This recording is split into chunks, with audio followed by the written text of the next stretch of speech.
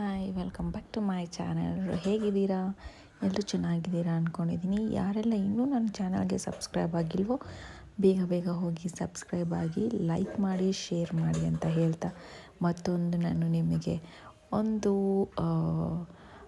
ಒಳ್ಳೆ ಕಡೆ ಕಬಾಬ್ ಟೇಸ್ಟ್ ಮಾಡಿ ಹೇಗಿದೆ ಅಂತ ಹೇಳ್ತೀನಿ. ಹೋಗ್ತಾ ನಿಮಗೆ ಹಾಗೆ ವ್ಯೂ ತೋರಿಸ್ತಾ ನಾನು ಕರ್ಕೊಂಡು ಹೋಗ್ತಾಯಿದ್ದೀನಿ. ಎಷ್ಟು ಚೆನ್ನಾಗಿದೆ ನೋಡಿ. ಬೆಳೆ ಹಾಕಿರೋ ಜಾಗ ಅದು ತುಂಬಾ ಇಷ್ಟ ಆಗುತ್ತೆ ನನಗೆ. ಯಾರಿಗೆಲ್ಲ ಇಷ್ಟ ಆಗುತ್ತೆ ಈ ಥರ ಪ್ಲೇಸ್.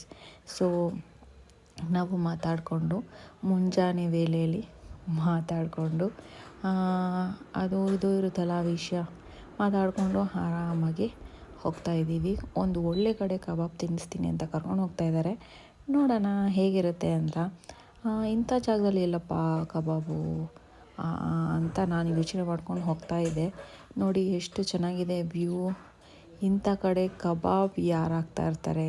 ನಾನು ಕರ್ಕೊಂಡು ಹೋಗ್ತಾ ಇರೋದು ನಿಮಗೆ 5 ಸ್ಟಾರ್ ಅಲ್ಲ, ಯಾವ ಥರ ದೊಡ್ಡ ಹೋಟೆಲ್ಲು ಅಲ್ಲ, ನಾರ್ಮಲ್ ಶಾಪಲ್ಲಿ ಸಿಗುವಂಥದ್ದು. ನೋಡಿ ಸನ್ಸೆಟ್ ಆಗ್ತಾಯಿದೆ. ಮಜಾ ಮಾಡಿಕೊಂಡು ಮಾತಾಡಿಕೊಂಡು ಹೋಗ್ತಾಯಿದ್ದೀವಿ. ಸೊ ನಾನು ವೆಯ್ಟ್ ಮಾಡ್ತಾನೇ ಇದ್ದೀನಿ, ಎಲ್ಲಿ ಇನ್ನೂ ಬಂದೇ ಇಲ್ಲ ಲೊಕೇಶನ್ ಅಂತ. ಸೊ ನಾನು ವೆಯ್ಟ್ ಮಾಡ್ತಾ ಲಾಸ್ಟಿಗೆ ಲೊಕೇಶನ್ ರೀಚ್ ಆದ್ವಿ ನಾವು. ಸೊ ಇದು ಸ್ಮಾಲ್ ಶಾಪು, ಬಾಬು ಚಿಕನ್ ಕಬಾಬ್ ಸೆಂಟರ್ ಅಂತ. ಇಲ್ಲಿ ಚಿಕನ್ ಕಬಾಬ್ ಬಂದು 3 to 4 hours ಖಾಲಿ ಆಗಿಬಿಡುತ್ತೆ. ಅಷ್ಟು ಚೆನ್ನಾಗಿ ಹೋಮ್ ಮೇಡ್ ಮಸಾಲದಲ್ಲಿ ಮಾಡ್ತಾರಂತೆ. ಸೊ ಟೇಸ್ಟ್ ಮಾಡೋಣ ಅಂತ ಹೋದ್ವಿ.